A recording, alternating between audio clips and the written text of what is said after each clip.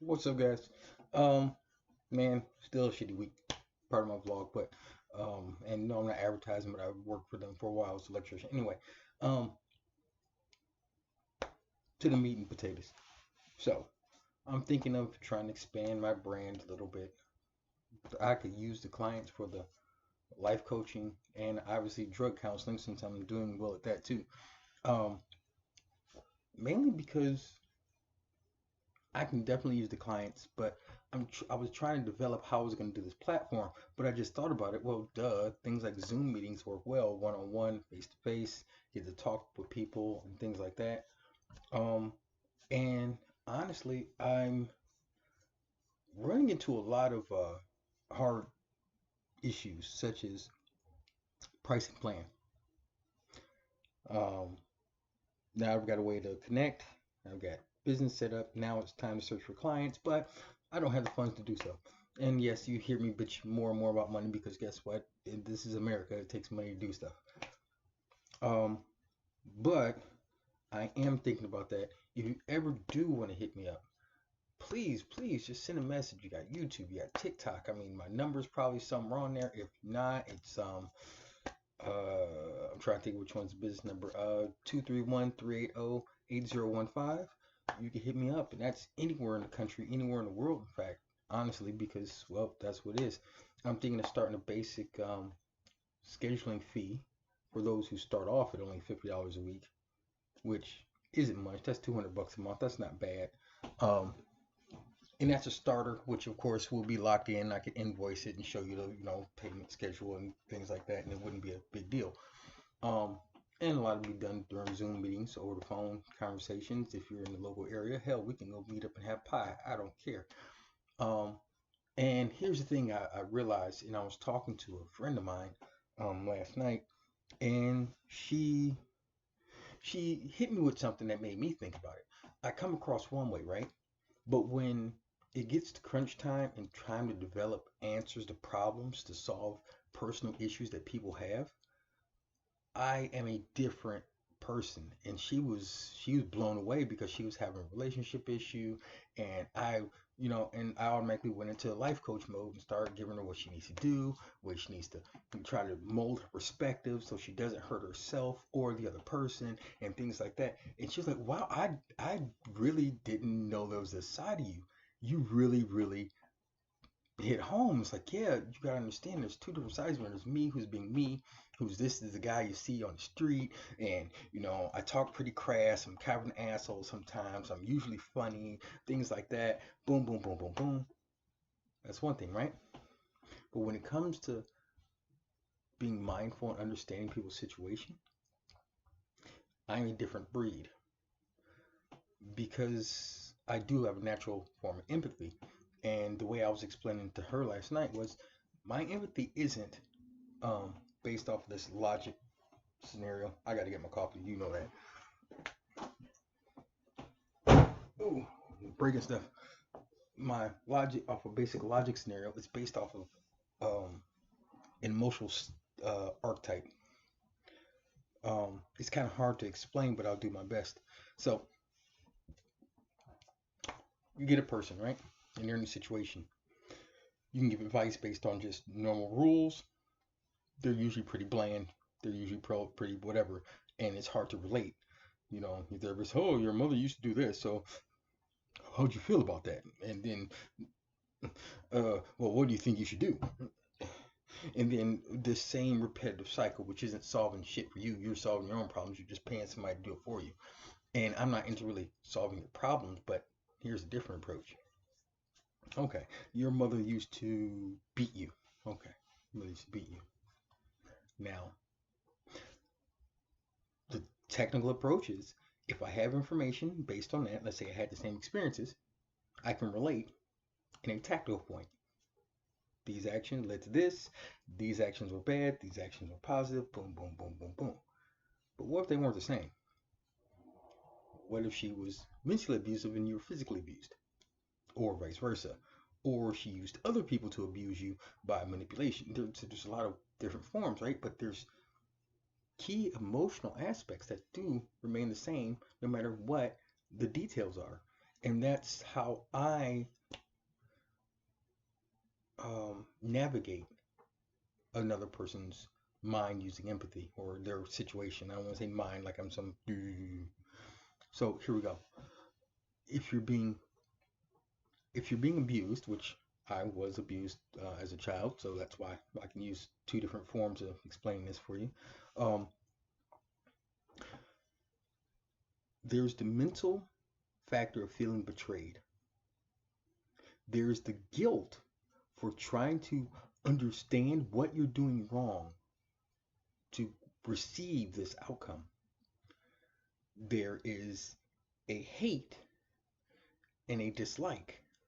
But usually when it's someone you care about, it isn't the same type of hate as if it's your enemy, because this person is still your a close person to you.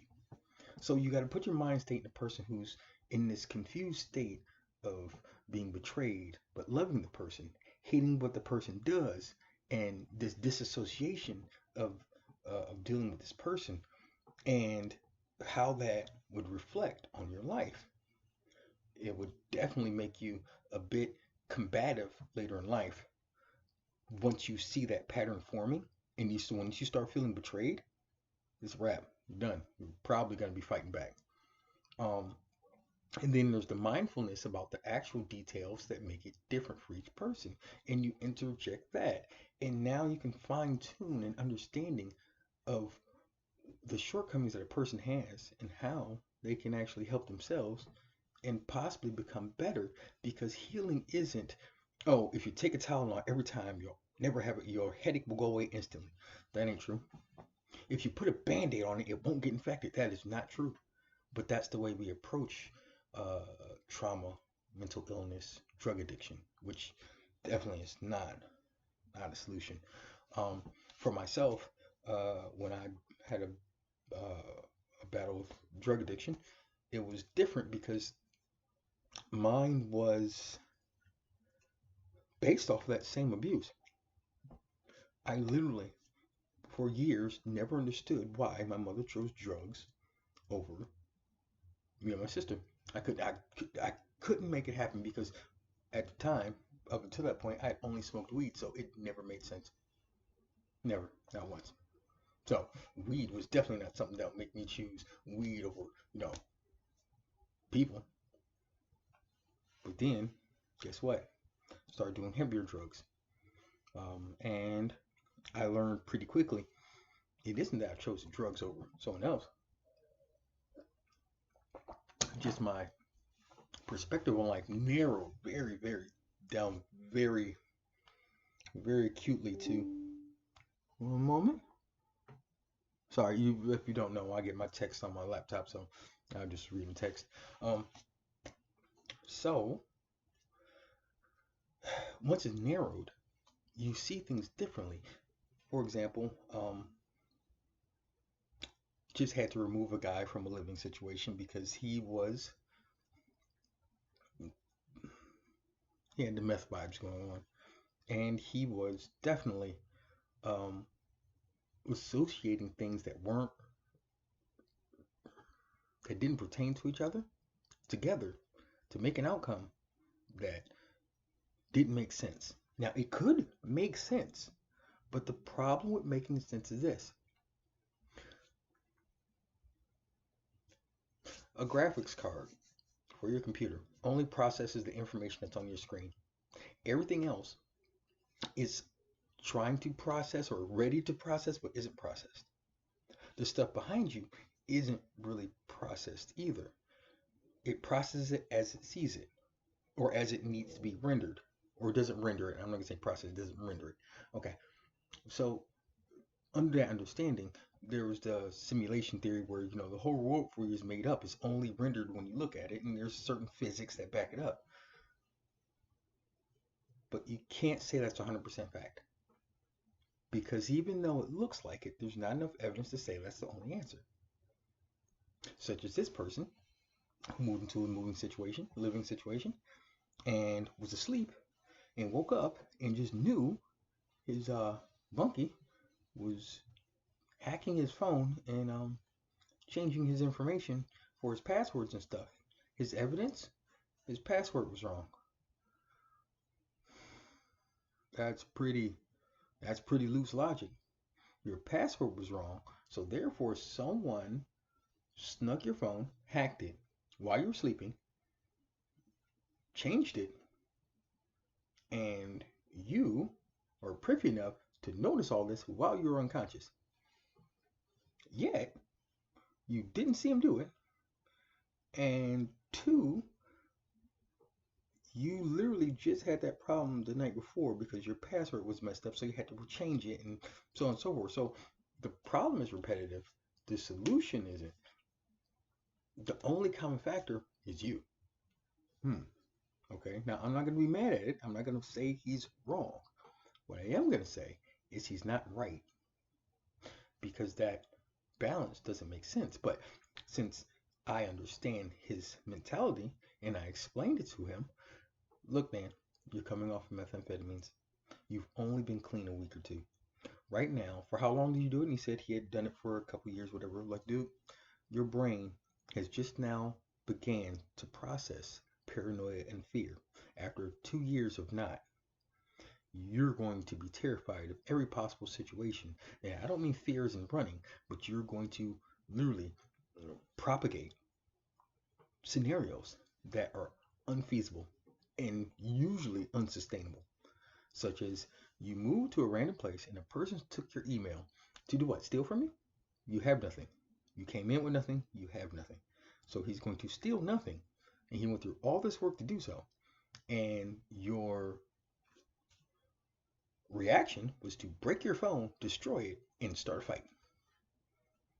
So you lost more by believing what you believed in and gained nothing. And now you're out on the street. Instead of a normal human being processing, or not normal human being, I'm sorry, he's a normal human being, but a person who's not in that scenario goes, okay, what are my wins? What are my losses here?